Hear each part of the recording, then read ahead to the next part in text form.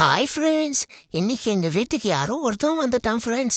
அதுகிட்ட வேற என்ன விடாம என்னை கட்டி வேற போட்டுட்டாங்க. நானும் எங்க அப்பா கிட்ட என்னை வீட்டுங்க யாருன்னே தெரியல, நம்ம வீட்டுக்குள்ள வந்துட்டான். அதுவும் என் பர்மிஷன் இல்லாம எப்படிடா நீ உள்ள வந்தேன்னு சொல்லிட்டு நானும் சும்மா இல்லையே அவனை பார்த்து கொலைச்சேன் ஃப்ரெண்ட்ஸ். நானும் அவ்வளோ குலைக்கிறேன், அவன் நானா என்னையும் கடிக்கிற மாதிரியே வரான். அப்புறம் எங்க அப்பா சொல்றாரு, கழட்டி விட்டா நீ அவனை கடிக்க மாட்டாடா, அவன் தான் உன்னை பிடிச்சி கடிச்சிருவான்டா அப்படின்றாங்க.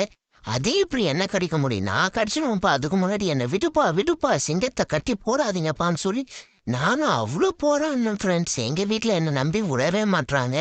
அவன் வேற பார்க்கறதுக்கு கையெல்லாம் வச்சுட்டு என்னை கடிக்க வர மாதிரியே இருந்தானா. சரி நானும் போயிட்டு போகுதுன்னு விட்டுட்டேன் ஃப்ரெண்ட்ஸ். அப்புறம் அவன் கிட்ட போராடி போராடி ஒரே டயர்டாகி போய் படுத்துட்டேன் ஃப்ரெண்ட்ஸ். அப்புறம் எங்க அம்மா என்னை பார்த்து கொஞ்சிட்டு இருந்தாங்க ஃப்ரெண்ட்ஸ்.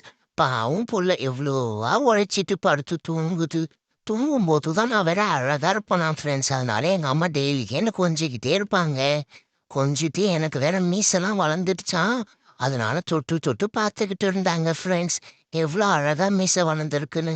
சரி, உங்க வீட்டுக்கு ஏதாச்சும் வந்தா சொல்லுங்க, வந்து நான் பிடிச்சி தரேன். பாய் ஃப்ரெண்ட்ஸ், வரட்டா?